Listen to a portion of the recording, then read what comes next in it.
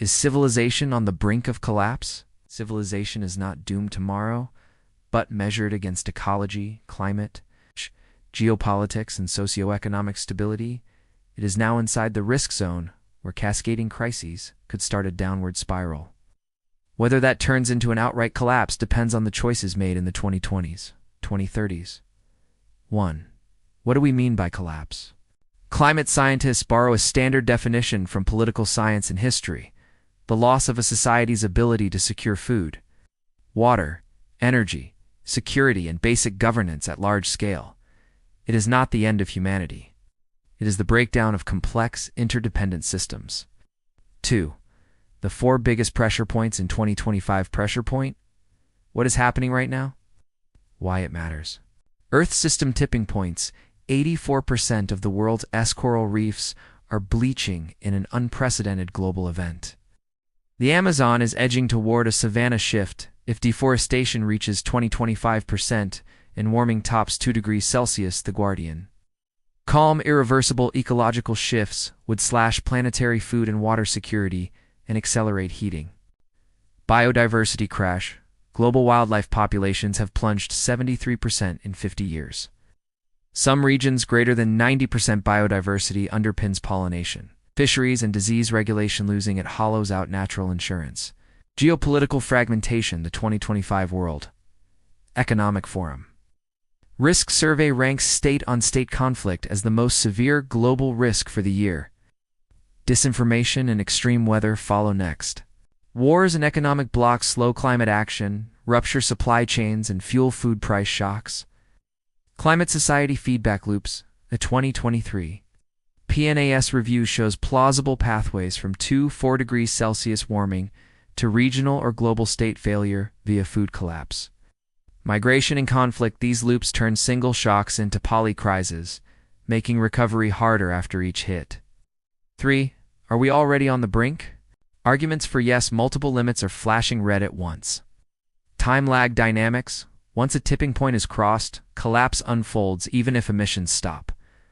Crisis acceleration: extreme weather now derails reconstruction in war-torn or indebted states, reducing global spare capacity to help. Arguments for not yet. Resilience capacity remains huge. Global food output is at a record high. Renewable power growth broke records in 2024, outpacing fossil additions. Historic precedent: the Cuban Special Period. In post-World War II Japan show societies can rebound from greater than 50%. GDP shocks when external support and internal reform align. The window for course correction is measured in single-digit years, not decades. Early warning metrics exist. Satellite deforestation alerts. Pathogen surveillance. Integrated climate conflict models, giving us a chance to act before tail risks trigger. Bottom line: we are approaching but have not yet passed the line where recovery becomes implausible. Keeps warming below 2 degrees Celsius, avoiding several tipping points. 4. What actually prevents collapse? Lever near-term action: why it buys time, restores natural carbon and water cycles. Buffers extreme weather, prevents local shocks from spreading. CO and methane fast triple renewable build. Out, phase out unabated coal by 2030. Plug oil and gas methane leaks. Planetary CPR: protect 30% land, sea, restore 30% degraded ecosystems. Risk-aware finance: redirect subsidies from fossil fuels and destructive agriculture to resilient food, water, grid infrastructure.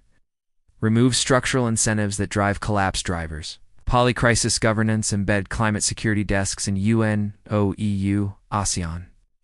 Share early warning data for climate conflict hotspots. Digital defenses: regulate AI-driven disinformation and cyber warfare.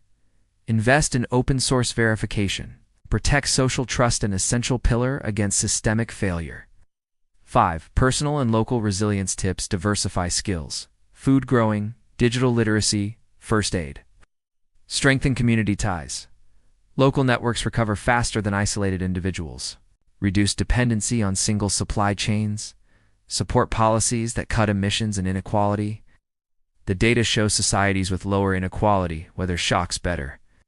Key takeaway: collapse is a risk, not a destiny.